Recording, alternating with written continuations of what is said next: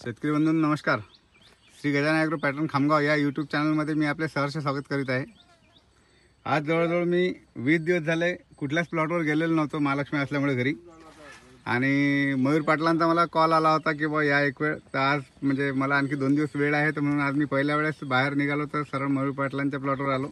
ते सुद्धा वेळ झाला आहे, आता जवळजवळ 11 वाजून राहिलेत. आणि मयूर पाटलांनी आधीच म्हटलं की थोडे आधी आले असते. आधी त्यांनी मला कॉल केला त्यावेळेस सांगितलं बा सकाळी जा म्हणून. तर प्लॉट खूप जबरदस्त दिसतो म्हणत सकाळी. आता आल्यानंतर बोलले म्हणून सकाळी सांगितलं तुम्ही उशीर केला, आणि उशीर केल्यामुळे प्लॉट आता उन्हाचा थोडासा चरका आमच्याकडे वाढलेला आहे. जवळजवळ 34-35 टेम्परेचर झालेलं आहे. तर अशा कंडिशनमध्ये हा हळदचा प्लॉट इथं असा दिसत आहे. आणि बाजूला यांची थोड्या प्रमाणात अद्रक लावलेली आहे पाटलांनी, बेनं म्हणून पुढच्या वर्षी करायचं आहे. तर आधी म्हणत यावर्षी बघू कसं कसं होते, नंतर मग पुढच्या वर्षी आपण त्याच्यात करू. तर इथून पुढं सर्व माहिती किंवा सर्व जे काही ट्रीटमेंट श्री गजानन ॲग्रो खामगाववरनं घेतलेली आहे हे मयूर पाटील आपल्याला सांगतील. पाटील, आपण आपला परिचय देऊन सविस्तर माहिती सांगावी शेतकऱ्यांना. नमस्कार शेतकरी बांधवांनो, मी या वर्षी हळद आणि अद्रक असं 2 पिकं यावर्षी श्री गजानन ॲग्रो खामगाव यांच्या मार्गदर्शनाखाली घेतलेले आहे. मी सर्वप्रथम या प्लॉटला बेसल डोसमध्ये हायपर 10 किलो आणि नीम प्युअर आणि त्याच्यानंतर त्रिशूल आणि झिंक, फेरस आणि त्याच्यासोबत पोटॅश आणि 20-20-0-13 असा बेसल डोस घेतला होता. त्याच्यानंतर आपण या प्लॉटला सुरुवातला सुरुवातला जीएस ॲक्टिवा सोडलेलं होतं. जीएस ॲक्टिवा, डॉक्टर ग्रोथ आणि ईस्टर. Doctor growth. पण त्याच्या अगोदर आपण म्हणजे बेनेला प्रक्रिया म्हणून फार्म जेल आणि डॉक्टर ग्रोथ याची बेने प्रक्रिया केली होती. आणि त्याच्यानंतर मग आपण जीएस ॲक्टिवा, डॉक्टर ग्रोथ आणि ईस्टर सोडलेलं होतं. त्याच्यानंतर आपण महापावर सोडलेलं, महापावर आणि ॲमिग्रीन सोडलेलं होतं. त्याच्या 7 दिवसांनी ॲमिग्रीन सोडलेलं होतं. आणि त्याच्यानंतर आपण एकदा टाकली होती एक वेळ. एकदा जीएस बायोसायन्सची किट टाकली होती. उन्नती किट एकदम जबरदस्त रिझल्ट आला त्या किटचा. त्या किट बद्दल जसं आपलं बोलणं झालं फोनवर, तर तुम्ही जसं ज्यावेळेस ते सांगितलं तर किट बद्दल काय काय झालं, तर तेच जरा सविस्तर व्हिडिओ शूटिंग मध्ये सांगितलं तर शेतकऱ्यांना पण समजेल. म्हणजे माझ्या शेतामध्ये असं होतं की हे जे शेत आहे थोडं चुनखडीयुक्त शेत आहे, आणि चुनखडीयुक्त शेतामध्ये हळदीचं पीक घेणं म्हणजे एक खूप मोठं हे असते, म्हणजे रिक्स असते. आणि आपल्या शेतामध्ये मी साहेबांशी बोलत होतो की वेळोवेळी की या शेतामध्ये फेरसची डिफिशियन्सी जाणवत आहे तर साहेबांना मला सजेस्ट केलं होतं की तुम्ही एकदा हे किट टाका म्हणून. तर जेव्हा मी किट टाकली, किटमध्ये म्हणजे जे पाहिजे होतं समजा आपल्याला फेरस सल्फेट, झिंक सल्फेट आणि मॅग्नेशियम सल्फेट जे पाहिजे होतं शेताला, सिलिका, म्हणजे जे आवश्यक होतं ते सगळं त्या किटच्या माध्यमातून भेटलं. आणि त्यानंतर जे ग्रोथ घेतली ते ग्रोथ तुम्ही पाहतच आहे किंवा कशी आहे म्हणून.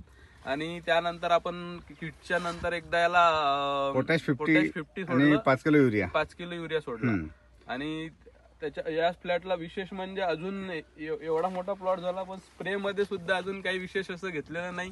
एक साधा स्प्रे मारलेला आहे. आता सध्या साहेबांनी सजेस्ट केलं की तुम्ही अजून एक स्प्रे आता मारा म्हणून, म्हणजे नाही तर बरेचसे शेतकऱ्यांचे 4-5 स्प्रे झालेले आहेत. आणि आपण याला ड्रिपकेल बोरॉन दिलं होतं. त्याच्यानंतर आपण म्हणजे पोटॅश 50 नंतर आता जस्ट 8 दिवसा अगोदर याला ड्रिपकेल आणि बोरॉन सोडून झालेला आहे. ड्रिपकेल बोरॉनचे कसे रिझल्ट वाटले?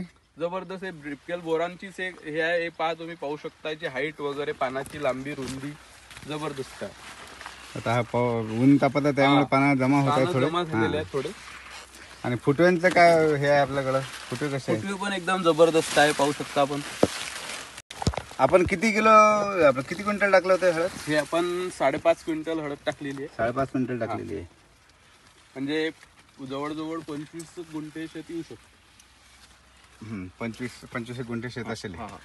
आणि आपण जेव्हा इतर शेतकऱ्यांचे व्हिडिओ किंवा फोटो बघता आणि श्री गजानन ॲग्रो ट्रीटमेंट बघता तर काय फरक जाणवतो तुम्हाला? म्हणजे बराचसा फरक जाणवते, कारण का त्यांच्या खर्चामध्ये आणि आपल्या खर्चामध्ये भरपूर तफावत आहे. आणि एवढ्या कमी खर्चात योग्य असं मार्गदर्शन आम्हाला भेटलेलं आहे.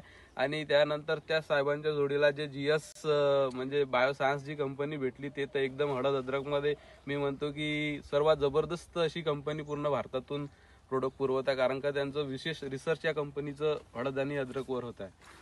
बरोबर आहे. तरी अजून अमित सर अजून आपल्या टूरवर आलेले नाहीत.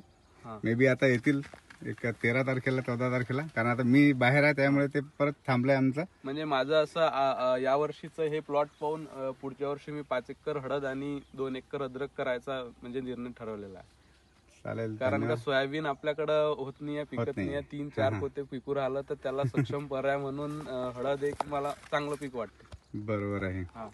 आणि आपण आता हळदसाठी आपल्या इथंच त्याचं पुढचं जे काही प्रोव्हिजन आहे ते पण ठेवलेलं आहे. हळदसाठी आपण बॉयलर पण घेतलेले आहेत आणि सीडर पण घेतो. आणि हळद अद्रकसाठी जे काही लागेल समजा आपल्याला अवजार, हे खूप आनंदाची गोष्ट आहे का बा आपल्याला आपल्याच खामगाव तालुक्याच्या ठिकाणी सगळ्या सुविधा अवेलेबल होत्या. त्याच्यामुळे आपली जी मेन अडचण होती का बा बॉइलिंगची किंवा प्रक्रियाची किंवा पेरणीची, या सगळ्या गोष्टी साहेब स्वतः अवेलेबल करून देतात. त्याच्यामुळे हळदीतला जो मेन हे होता किंवा आपल्याकडं पेरणी यंत्र नाही किंवा मग बॉइलिंग नाही, तर त्या सगळ्या गोष्टी अवेलेबल झाल्यामुळे आपला सगळा प्रश्नच मिटलेला आहे. आणि दुसरी गोष्ट म्हणजे साहेबाच्या माध्यमातून हळद खरेदी करण्याची सुद्धा त्यांनी माझ्याशी चर्चा केली.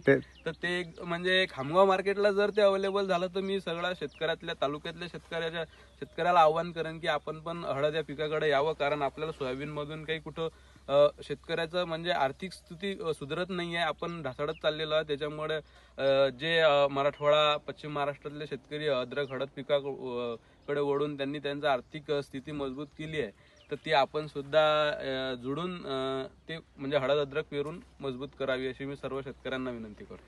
आपलं पूर्ण महाराष्ट्राला लायसन्स झालंय आता हळद म्हणजे पर्चेसिंग आणि सेलिंग याच्यासाठी पूर्ण महाराष्ट्राला लायसन्स झालंय. हळद अद्रक असो किंवा केळी असो किंवा कुठलेही फ्रूट कोणते म्हणजे हॉर्टिकल्चरमध्ये काही असो, सर्व याच्यात आपण पर्चेसिंग आणि हे करणार आहे. आणि त्याच्याकरता जो सपोर्ट मिळाला आहे तो जे कंपनी स्थापन केलेली आहे green Vidarbha farmer producer company, त्याचा खूप मोठा सपोर्ट आपल्याला मिळालेला आहे. तर त्या याच्यातून आपण पुढे आता याच्यात सर्व हे करणार आहोत. आणि आपण एक्सपोर्टची पण तयारी ठेवतोय. बघू आता यावर्षी जर पॉसिबल झालं तर याच वर्षी लायसन डॉक्युमेंटेशन होतंय आपलं आता एक्सपोर्टचं झालं यावर्षी, तर एक्सपोर्टचं याच वर्षी चालू करू, नाही तर मग पुढच्या वर्षी एक्सपोर्ट चालू करू. आणखी काय सांगू इच्छिताल आपण इतर शेतकऱ्यांना? बाकी शेतकऱ्यांना एवढंच सांगू इच्छितो की जर म्हणजे आम्ही तर प्लॉट आहेच, पण याच्या मागे साहेबांची सुद्धा मेहनत आहे. कारण का साहेबांचा हा 3रा चक्कर आज या प्लॉटला आहे. म्हणजे आम्हाला फोन करायच्या अगोदर साहेबाचा फोन येते किंवा मला आज तुमच्या प्लॉटला यायचं आहे म्हणून पाहायचं आहे. म्हणजे ज्या माणसाच्या अंगात तळमळ आहे तोच माणूस एवढा 35 डिग्री सध्या टेम्परेचर आहे. आणि एवढा आता तुम्ही जर थोडं समोर गेले तर माझ्या शेतात यायला नदीतून यावं लागते, पाण्यातून यावं लागते. तेवढ्या पाण्यातून येऊन ते म्हणजे ते आमच्यासाठी करत आहे. म्हणजे मी एवढंच सांगेन का बा शेतकऱ्यांना की एक आम्हाला देव माणूस भेटला या तालुक्यात. तुम्ही सर्व शेतकरी सुद्धा या माणसाच्या निगराखाली आपलं पीक लावावं आणि योग्य मार्गदर्शन